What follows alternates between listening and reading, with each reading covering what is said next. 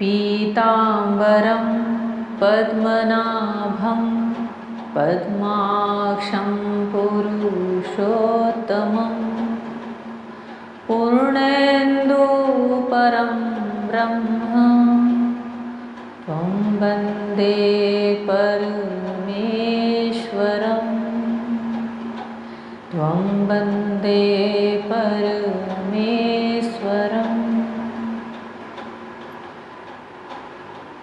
सब जीवों का अंतिम और आखिरी लक्ष्य सिर्फ श्री हरि है, जिनके सामने साक्षात नारायण श्री कृष्ण प्रकट हो जाएं, फिर उन्हें क्या चीज़ प्राप्त करने के लिए रह जाती है। पता नहीं भगवान कैसे रीझ जाते हैं, कब किस पर किस समय प्रसन्न हो जाते हैं और सामने वाले को अपना बना लेते हैं। जय श्री कृष्णा। मेरी सोल फैमिली आध्यात्म आपके अपने चैनल पर आप सबका बहुत बहुत स्वागत है।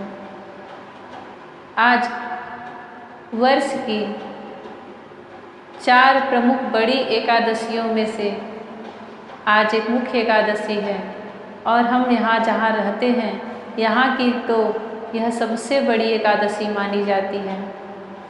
यहाँ के मंदिरों में आज भगवान नारायण का बहुत ही धूमधाम से स्वागत किया जाता है, उनका शयन कराया जाता है।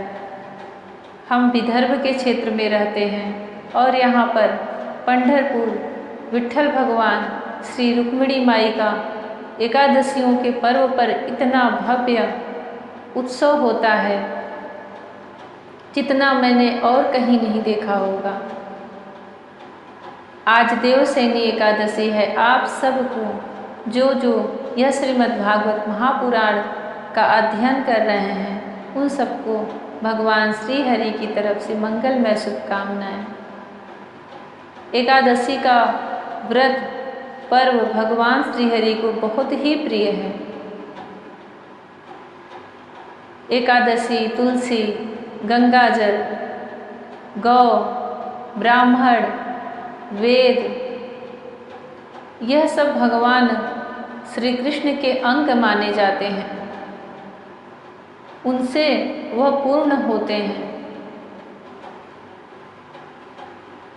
भगवान श्री कृष्ण की भक्ति प्राप्त करनी है, उनका प्रेम प्राप्त करना है, उनकी वह करुणामयी दृष्टि प्राप्त करनी है, तो इनमें से किसी एक को भी अपना लो तो भी वह प्रसन्न हो जाते हैं। और दैवश अगर आपने इन सभी को अपना लिया है तब तो बात ही क्या है, वह आपके ऊपर रीझे बिना रह ही नहीं सकते।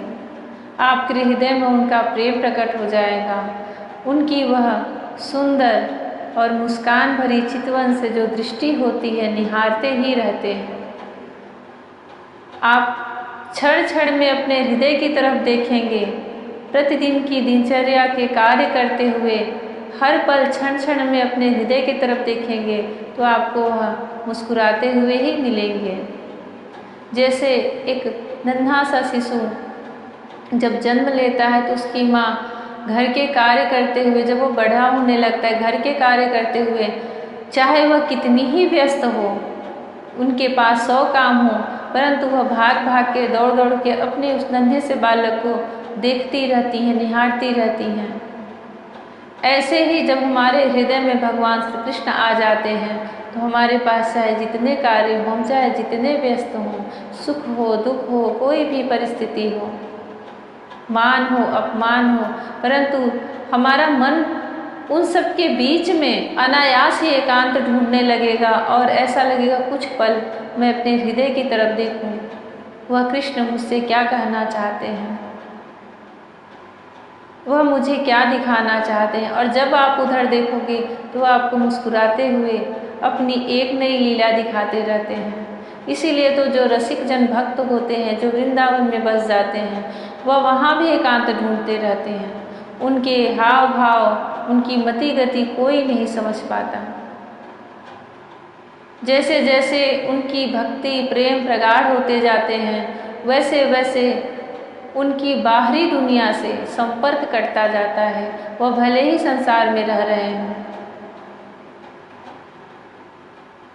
उनको जब भक्ति की, प्रेम की और भगवान के प्राप्त करने की चरम अवस्था आती है, अंतिम अवस्था आती है, तब तो उन्हें अपने देह गेह की भी सुधि नहीं रहती।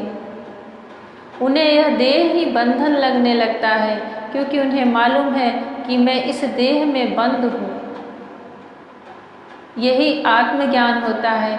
वह कितना ही अज्ञानी हो, उसने एक भी शब्द न पढ़े हों, अगर उसने संस्कृत के, वेद के, पुराणों के, गीता के एक भी शब्द न पढ़े हों, परंतु उसे प्रेम हो गया है कृष्ण से, तो वह कृष्ण ही उसे सारे आत्मज्ञान दे देते हैं और जितने मोह बंधन होते हैं वह सब काट डालते हैं।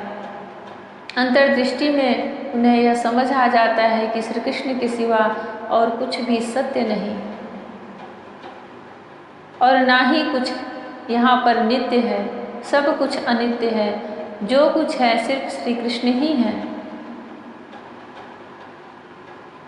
वह भगवान से मिलने के लिए इतना तड़पने लगता है क्योंकि उनके सामने वह श्री कृष्ण खड़े रहते हैं और इतने सुंदर, इतने मधुर, सिर्फ वह दिखते नहीं, उनकी वह सारी नगरी दिखने लगती है, उनका वह वृंदावन दिखने लगता है, वह दिव्य वृंदावन जिसको सिर्फ उनके प्रेमी भक्तों ने ही देखा है और वह भी जिसे उन्होंने स्वयं दिखलाया है। आप कल्पना करके अपने बुद्धि से उसे कभी नहीं देख सकते।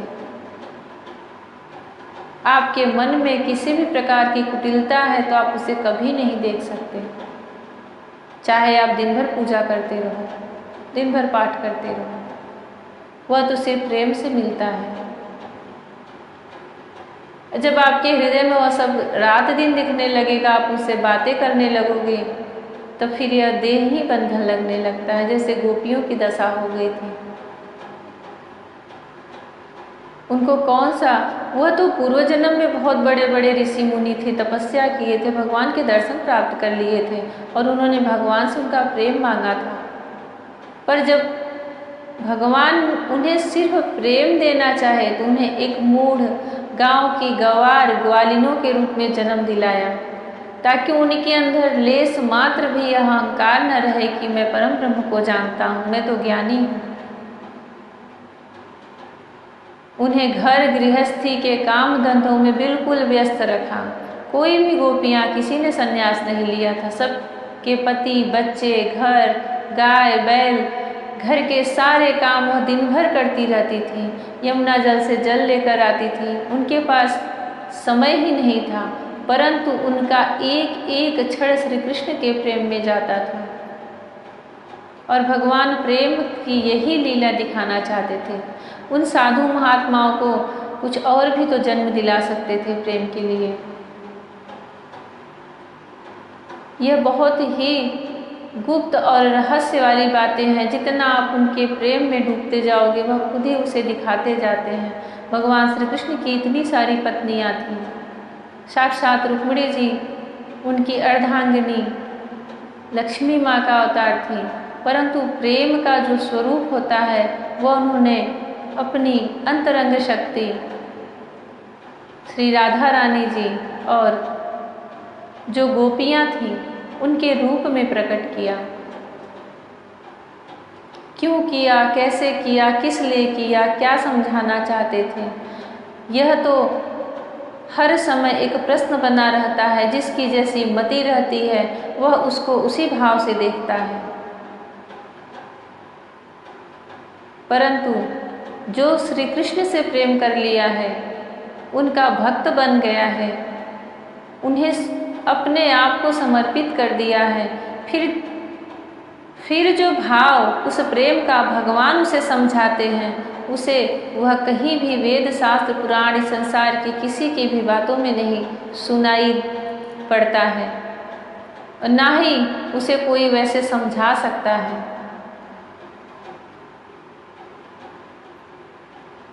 जिस समय भगवान उसे अपने गले से लगाते हैं, अपने स्पर्श का अनुभव कराते हैं, वह कृष्ण जो बहुत ही अद्भुत है, बहुत ही सुंदर है, फिर आप उसकी मनोदशा का वर्णन ही नहीं कर सकते, कल्पना भी नहीं कर सकते कि उसकी स्थिति क्या चल रही है। श्रीमद् भागवत महापुराण का चतुर्थ स्कंद चल रहा है। जैसे जैसे इस पुराण का अध्ययन करते जाएंगे, भगवान के प्रेम में, उनकी भक्ति में आपका रस बढ़ता जाएगा। बस आपके सुनने के ऊपर है कि आप उसको किस भाव में उसको सुन रहे हैं, श्रवण कर रहे हैं, चिंतन कर रहे हैं। महाराज पृथु के 99 अश्वमेध यज्ञ पूर्ण हो चुके थे और उनका 100वां आखिरी 100 और जो आखिरी भी था अश्वमेध यज्ञ में, इंद्र ने बहुत सारे विघ्न डाले, पाखंड के वेश बनाकर तरह तरह के विघ्न से परेशान करके रख दिया। जब महाराज पृथु ने उन्हें मारने के लिए अपने धनुष को उठाया तो ब्रह्मा जी आ गए और उन्हें शांत कराए, समझाए। अब उस यज्ञशाला में साक्षात नारायण श्री हरि प्रकट होते हैं और महाराज पृथु से बोलते हैं। आज एकादशी भी है और वो भी देवशयनी एकादशी। आज के दिन यह प्रसंग, यह अध्याय पढ़ के मुझे स्वयं में बहुत अच्छा महसूस हो रहा है। ऐसा लग रहा है जैसे, वैसे भी एकादशी का जो दिन होता है वह तो मेरे लिए बहुत बड़ा दिन होता है। पता नहीं क्यों उस दिन सारा दिन मैं कितनी भी थकान हो, कुछ भी, पर मन प्रसन्न ही रहता है और ऐसा अंदर से आभास होता रहता है कि आज तो भगवान कुछ न कुछ करके ही जाएंगे, कोई न कोई लीला दिखा के ही जाएंगे। यह बड़े सौभाग्य की बात है कि इतने बड़े पुराण में यह प्रसंग आया है कि भगवान प्रकट हुए हैं। जब जब यह प्रसंग आता है, मन को स्थिर करके मैं उनके रूप का बार बार श्रवण और चिंतन करती हूँ, क्योंकि उसी अभ्यास से तो उनकी वह दिव्य छवि हमारे हृदय में आती है। भगवान श्री कृष्ण सबको अपनी प्रेममयी भक्ति प्रदान करें। भगवान श्री कृष्ण महाराज पृथु से कहते हैं, श्री मैत्रेय जी कहते हैं, विदुर जी, महाराज पृथु के 99 यज्ञों से यज्ञ भोक्ता यज्ञेश्वर भगवान विष्णु को भी बड़ा संतोष हुआ। उन्होंने इंद्र के सहित वहाँ उपस्थित होकर उनसे कहा। श्री भगवान ने कहा, राजन, इंद्र ने तुम्हारे 100 अश्वमेध पूरे करने के संकल्प में विघ्न डाला है। अब ये तुमसे क्षमा चाहते हैं, तुम इन्हें क्षमा कर दो। नरदेव, जो श्रेष्ठ मानव साधु और सद्बुद्धि संपन्न होते हैं, वे दूसरे जीवों से द्रोह नहीं करते, क्योंकि यह शरीर ही आत्मा नहीं है। यदि तुम जैसे लोग भी मेरी माया से मोहित हो जाएं, तो समझना चाहिए कि बहुत दिनों तक की हुई ज्ञानी जनों की सेवा से केवल श्रम ही हाथ लगा। ज्ञानवान पुरुष इस शरीर को अविद्या, वासना और कर्मों का ही पुतला समझकर इसमें आसक्त नहीं होता। इस प्रकार जो इस शरीर में ही आसक्त नहीं है, वह विवेकी पुरुष इससे उत्पन्न हुए घर, पुत्र और धन आदि में भी किस प्रकार ममता रख सकता है। यह आत्मा एक शुद्ध स्वयं प्रकाश, निर्गुण, गुणों का आश्रय स्थान, सर्वव्यापक, आवरण शून्य, सबका साक्षी एवं अन्य आत्मा से रहित है, अतएव शरीर से भिन्न है। जो पुरुष इस देह स्थित आत्मा को इस प्रकार शरीर से भिन्न जानता है, वह प्रकृति से संबंध रखते हुए भी उसके गुणों से लिप्त नहीं होता, क्योंकि उसकी स्थिति मुझ परमात्मा में रहती है। राजन, जो पुरुष किसी प्रकार की कामना रखकर अपने वर्णाश्रम के धर्मों द्वारा नित्य प्रति श्रद्धा पूर्वक मेरी आराधना करता है, उसका चित्त धीरे धीरे शुद्ध हो जाता है। भगवान श्री कृष्ण महाराज पृथु से अपनी प्राप्ति का मार्ग बता रहे हैं। स्वयं ही अपनी प्राप्ति का साधन, मार्ग और आराधना बता रहे हैं। चित्त शुद्ध होने पर उसका विषयों से संबंध नहीं रहता।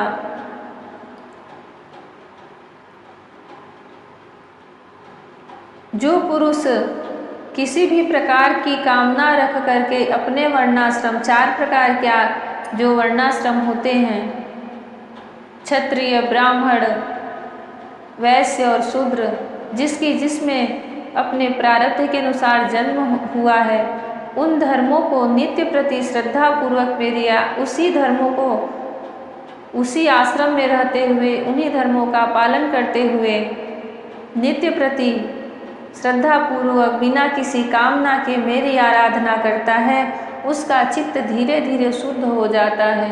चित्त शुद्ध होने पर उसका विषयों से संबंध नहीं रहता तथा उसे तत्व ज्ञान की प्राप्ति हो जाती है।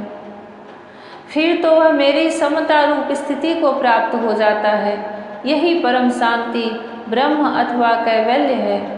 जो पुरुष यह जानता है कि शरीर, ज्ञान, क्रिया और मन का साक्षी होने पर भी कुटस्थ आत्मा उनसे निर्लिप्त ही रहता है, वह कल्याणमय मोक्ष पद प्राप्त कर लेता है। राजन, गुण प्रवाह रूप आवागमन तो भूत इंद्रियाभिमानी, गूढ़ प्रवाह रूप आवागमन तो भूत, इंद्रियाभिमानी, देवता और चिदाभास, इन सब की समष्टि रूप परिच्छिन्न लिंग शरीर का ही हुआ करता है। इसका सर्वसाक्षी आत्मा से कोई संबंध नहीं है। मुझ में दृढ़ अनुराग रखने वाले बुद्धिमान पुरुष संपत्ति और विपत्ति प्राप्त होने पर कभी हर्ष, शोकादि विकारों के वशीभूत नहीं होते। इसलिए वीरवर, तुम उत्तम, मध्यम और अधम पुरुषों में समान भाव रखकर सुख दुख को भी एक सा समझो तथा मन और इंद्रियों को जीत कर मेरे ही द्वारा जुटाए हुए मंत्री आदि समस्त राजकीय पुरुषों की सहायता से संपूर्ण लोकों की रक्षा करो। राजा का कल्याण प्रजा पालन में ही है। इससे उसे परलोक में प्रजा के पुण्य का 6ठा भाग मिलता है। इसके विपरीत जो राजा प्रजा की रक्षा तो नहीं करता किंतु उससे कर वसूल करता है, उसका सारा पुण्य तो प्रजा छीन लेती है और बदले में उसे प्रजा के पाप का भागी होना पड़ता है। ऐसा विचार कर यदि तुम श्रेष्ठ ब्राह्मणों की सम्मति और पूर्व परंपरा से प्राप्त हुए धर्म को ही मुख्यतः अपना लो और कहीं भी आसक्त न होकर इस पृथ्वी का न्यायपूर्वक पालन करते रहो, तो सब लोग तुमसे प्रेम करेंगे और कुछ ही दिनों में तुम्हें घर बैठे ही सनकादि सिद्धों के दर्शन होंगे। राजन, तुम्हारे गुणों ने और स्वभाव ने मुझको वश में कर लिया है, अतः तुम्हें जो इच्छा हो मुझसे वर मांग लो। उन क्षमा आदि गुणों से रहित यज्ञ, तप अथवा योग के द्वारा मुझको पाना सरल नहीं है। मैं तो उन्हीं के हृदय में रहता हूँ जिनके चित्त में समता रहती है। जो होता है वह अच्छे के लिए होता है, यह श्रीमद् भगवत गीता में लिखा है। अभी तक तो यही लग रहा था कि इंद्र ऐसा क्यों कर रहे हैं, परंतु अगर इंद्र ऐसा पाखंड नहीं करते, उनका 100 अश्वमेध यज्ञ पूर्ण हो जाता, तब तो एक प्रक्रिया पूरी होती जो उन्होंने संकल्प लिया था सरस्वती नदी के तट पर। परंतु इंद्र के ऐसा करने से ब्रह्मा जी आए महाराज पृथु को समझाने के लिए। फिर साक्षात नारायण आए और उन्होंने यह गूढ़ ज्ञान का रहस्य महाराज पृथु से कहा। राजा कैसा होता है, राजा को किन कर्मों के फल मिलते हैं। अगर वह न्याय से, धर्म से प्रजा का पालन करता है तो प्रजा के 6ठे भाग जो उन्होंने पुण्य किया है वह राजा को प्राप्त होता है, उसका 6ठा भाग। परंतु अगर वह सिर्फ कर्म वसूलता है और प्रजा की रक्षा नहीं करता तो राजा के पुण्य प्रजा को मिलते हैं और प्रजा के पाप राजा को मिलते हैं। यह महाराज पृथु से ही राजा बनने की प्रथा और गांव, बस्ती अलग अलग सब समुदायों को बसाने की प्रथा महाराज पृथु से ही चली है। इसलिए भगवान राजा के जो कार्य होते हैं वह उन्हें समझा रहे हैं और उनसे स्पष्ट कह रहे हैं कि भगवान को यज्ञ तप योग से पाना सरल नहीं है। उनको अगर प्राप्त करना है तो हृदय में समता और सरलता होनी चाहिए।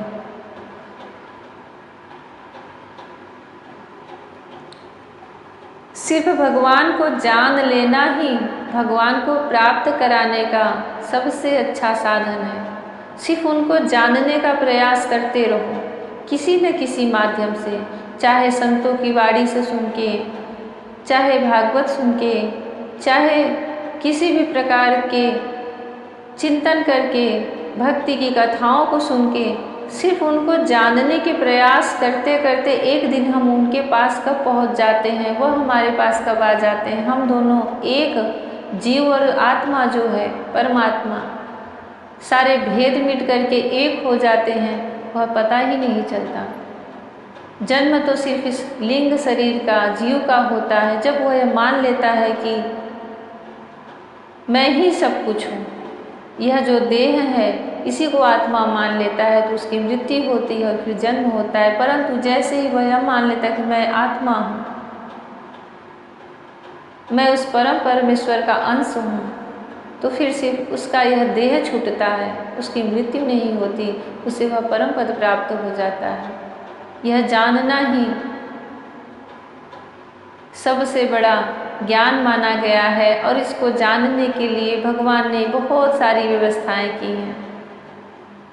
चाहे आप गीता पढ़ो, भागवत पढ़ो, साधु संतों के बीच में जो ज्ञानी हैं उनसे भगवान की चर्चा करो, या फिर भगवान के सामने हाथ जोड़ करके खुद को समर्पित कर दो, जिज्ञासु बनकर अर्जुन की तरह। श्री मैत्रेय जी कहते हैं, विदुर जी सर्वलोक गुरु श्री हरि के इस प्रकार कहने पर जगत विजयी महाराज पृथु ने उनकी आज्ञा सिरुधारी की।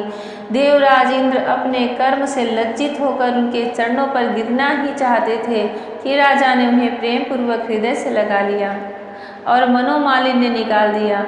फिर महाराज पृथु ने विश्वात्मा भक्तवत्सल भगवान का पूजन किया और क्षण क्षण में उमड़ते हुए भक्ति भाव में निमग्न होकर प्रभु के चरण कमल पकड़ लिए। श्रीहरि वहाँ से जाना चाहते थे, किंतु पृथु के प्रति जो उनका वात्सल्य भाव था उसने उन्हें रोक लिया। वे अपने कमल दल के समान नेत्रों से उनकी ओर देखते ही रह गए, वहाँ से जा न सके। महाराज आदिराज महाराज पृथु भी नेत्रों में जल भर आने के कारण न तो भगवान का दर्शन ही कर सके और न तो कंठ गदगद हो जाने से कुछ बोल ही सके। उन्हें हृदय से आलिंगन कर पकड़े रहे और हाथ जोड़े ज्यों के त्यों खड़े रह गए। प्रभु अपने चरण कमलों से पृथ्वी को स्पर्श किए खड़े थे। उनका कराग्र भाग गरुड़ जी के ऊंचे कंधे पर रखा हुआ था। महाराज पृथु नेत्रों के आंसू पोंछकर अतृप्त दृष्टि से उनकी ओर देखते हुए इस प्रकार कहने लगे।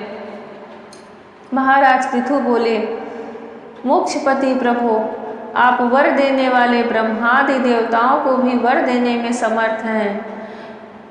कोई भी बुद्धिमान पुरुष अपने देहाभिमानियों के भोगने योग्य विषयों को कैसे मांग सकता है? वे तो नारकी जीवों को भी मिलते ही हैं। अतः मैं इन तुच्छ विषयों को आपसे नहीं मांगता। मुझे तो उस मोक्ष पद की भी इच्छा नहीं है जिसमें महापुरुषों के हृदय से उनके मुख द्वारा निकला हुआ आपके चरण कमलों का मकरंद नहीं है, जहाँ आपकी कीर्ति कथा सुनने का सुख नहीं मिलता। इसलिए मेरी तो यही प्रार्थना है कि आप मुझे 10,000 कान दे दीजिए, जिससे मैं आपके लीला गुणों को सुनता ही रहूं। पुण्य कीर्ति प्रभो, आपके चरण कमल मकरंद रूपी अमृत कणों को लेकर महापुरुषों के मुख से जो वायु निकलती है उसी में इतनी शक्ति होती है कि वह तत्व को भूले हुए हम कुयोगियों को पुनः तत्व ज्ञान करा देती है। अतएव हमें दूसरे वरों की कोई आवश्यकता नहीं है। उत्तम कीर्ति वाले प्रभु, सत्संग में आपके मंगलमय सुयश को दैववश एक बार भी सुन लेने पर कोई भी पशु बुद्धि पुरुष भले ही तृप्त हो जाए, गुणग्राही उसे कैसे छोड़ सकता है।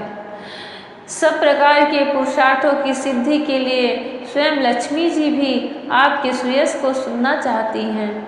अब लक्ष्मी जी के समान मैं भी अत्यंत उत्सुकता से आप सर्वगुणधाम पुरुषोत्तम की सेवा ही करना चाहता हूँ, किंतु ऐसा न हो कि एक ही पति की सेवा प्राप्त करने की होड़ होने के कारण आपके चरणों में ही मन को एकाग्र करने वाले हम दोनों में कलह छिड़ जाए।